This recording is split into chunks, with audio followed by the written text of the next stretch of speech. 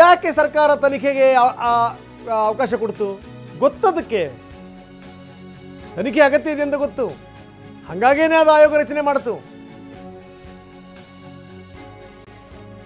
ಸರ್ಕಾರ ತನಿಖೆಗೋಸ್ಕರ ಒಂದು ಆಯೋಗವನ್ನು ರಚನೆ ಮಾಡುತ್ತೆ ಅಂತಂತಂದ್ರೆ ಆ ಕೇಸಿನ ಮಹತ್ವ ಎಷ್ಟಿರಬೇಕು.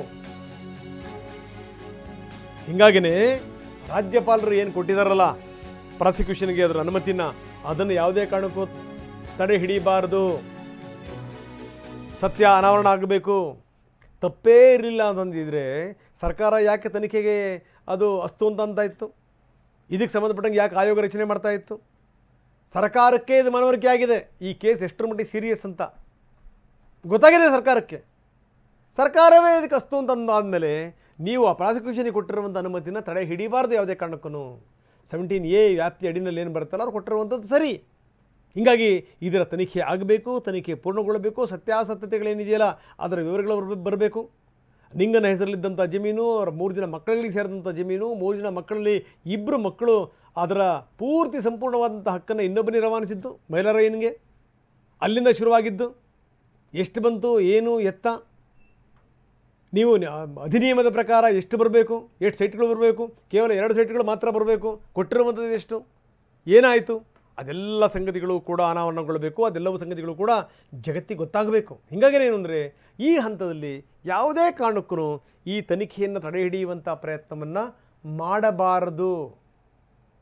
ಇದು ದೂರುದಾರರ ಪರ ವಕೀಲ ರಾಘವನ್ ವಾದ ಮಂಡಿಸ್ತಿರುವಂಥ ರೀತಿ. ಅದಕ್ಕೆ ನಾನು ಆರಂಭದಿಂದ ಹೇಳ್ತಾ ಇದ್ದೀನಿ, ಶನಿವಾರ ಆದಂಥದ್ದು ಇದೆಯಲ್ಲ ತುಷಾರ್ ಮೆಹ್ತಾ ಸಾಲಿಸಿಟರ್ ಜನರಲ್ ಅವರು ಮಂಡಿಸಿದಂಥ ವಾದ, ಅದಾದಮೇಲೆ ರವಿವರ್ಮ ಕುಮಾರ್ ಮುಖ್ಯಮಂತ್ರಿಗಳ ಪರವಾಗಿ ವಾದ ಮಂಡಿಸಿದಂಥ ರೀತಿ, ಮಣಿಂದರ್ ಸಿಂಗ್ ಸ್ನೇಹಮಯಿ ಕೃಷ್ಣ ಅವರ ಪರವಾಗಿ ವಾದ ಮಂಡಿಸಿದಂಥ ರೀತಿ, ಜೊತೆಗೆ ರಂಗನಾಥ್ ರೆಡ್ಡಿ TJ ಅಬ್ರಾಹಂ ಪರ ವಕೀಲರು, ಕೊನೆಯದಾಗಿ ಅವರೇ ಅವತ್ತು ವಾದ ಮಂಡಿಸಿದ್ದು ಪ್ರಭುಲಿಂಗನಾವದಿಗೆ ಕೊನೆಯದಾಗಿ ವಾದ ಮಂಡಿಸಿದ್ದು ಪ್ರಭುಲಿಂಗನಾವದಿಗೆ ಪ್ರದೀಪ್ ಪರ ವಕೀಲರು ಅವರು ವಾದ ಮಂಡಿಸಿದಂಥ ರೀತಿ ಎಲ್ಲವೂ ಕೂಡ ಯಾಕೋ ಶನಿವಾರ ನೋಡಿದಂಥ ಸಂದರ್ಭದಲ್ಲಿ ಎಲ್ಲ ಪಾಯಿಂಟ್ಗಳು ಅಂದರೆ ಈ ಮಂಡಿಸಿದಂಥ ರೀತಿ, ಮಂಡಿಸಿದಂಥ ವಿಧಾನ ಬೇರೆ ಬೇರೆದಿರ್ಬೋದು, ಆದರೆ ಆ ಸಂಗತಿ ಇತ್ತಲ್ಲ ಅದು ಒಂದೇ ಆಗಿತ್ತು, ವಿವರಗಳಿತ್ತಲ್ಲ ಅದು ಒಂದೇ ಆಗಿತ್ತು.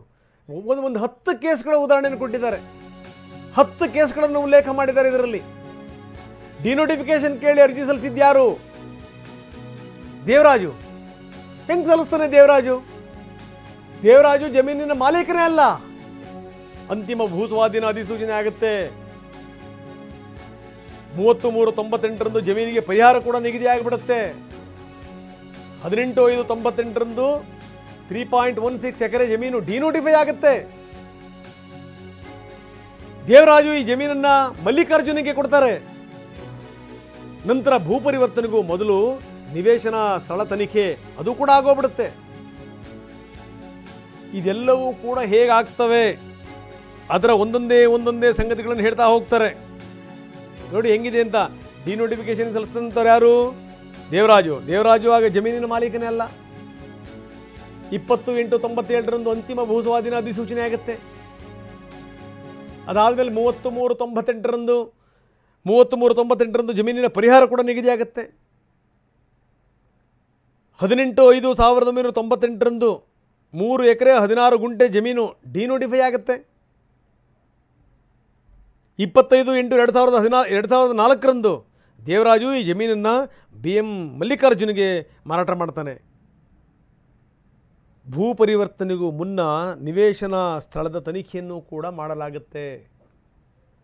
ಇದು ಸಂಗತಿ. ಯಾರು ಓನರ್ ಅಲ್ವಲ್ಲ ಅವನಿಗೆ ಅಧಿಕಾರಿಗಳು ಹೆಂಗೆ ಸಿಕ್ಬಿಡ್ತಾವೆ? ಹಾಗಾದರೆ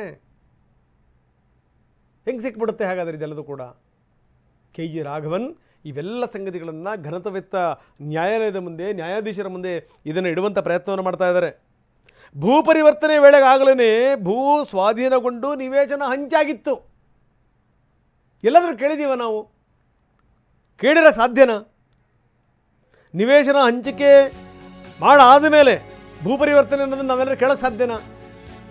ಇದೊಂದೇ ಜಮೀನನ್ನು ಡಿನೋಟಿಫೈ ಮಾಡಲಾಗಿದೆಯಾ ಅನ್ನುವಂಥ ಪ್ರಶ್ನೆನ ನ್ಯಾಯಾಧೀಶರು ಹಾಕ್ತಾರೆ. ಹೌದು, ಮಾಹಿತಿ ಪ್ರಕಾರ ಇದೊಂದೇ ಆಸ್ತಿಯನ್ನು ಡಿನೋಟಿಫೈ ಮಾಡಲಾಗಿದೆ. ನ್ಯಾಯಮೂರ್ತಿ M ನಾಗಪ್ರಸನ್ನ ಅವರು ಪ್ರಶ್ನೆ ಕೇಳ್ತಾರೆ, ಇದೊಂದೇ ಜಮೀನು ಡಿನೋಟಿಫೈ ಆಯ್ತಾ? ರಾಘವನ್ ಹೇಳ್ತಾರೆ, ಹೌದು, ಇದೊಂದೇ ಜಮೀನು ನಮಗೆ ಬಂದಿರುವಂಥ ನಮ್ಮಲ್ಲಿರುವಂಥ ವಿವರಗಳ ಪ್ರಕಾರ ಇದೊಂದೇ ಜಮೀನನ್ನು ಡಿನೋಟಿಫೈ ಮಾಡಲಾಗಿದೆ. ಇದೊಂದೇ ಆಸ್ತಿಯನ್ನು ಡಿನೋಟಿಫೈ ಮಾಡಲಾಗಿದೆ ಅನ್ನುವಂಥ ಮಾತನ್ನು ಹೇಳ್ತಾರೆ. ಇನ್ನು ಭೂ ಪರಿವರ್ತನೆ ವೇಳೆಗಾಗಲೇ ಭೂ ಸ್ವಾಧೀನಗೊಂಡು ಆ ನಿವೇಶನವನ್ನು ಕೂಡ ಹಂಚಲಾಗಿತ್ತು. ಈ ಅಕ್ರಮಗಳ ಬಗ್ಗೆ ತನಿಖೆಯ ಅಗತ್ಯ ಇದೆ.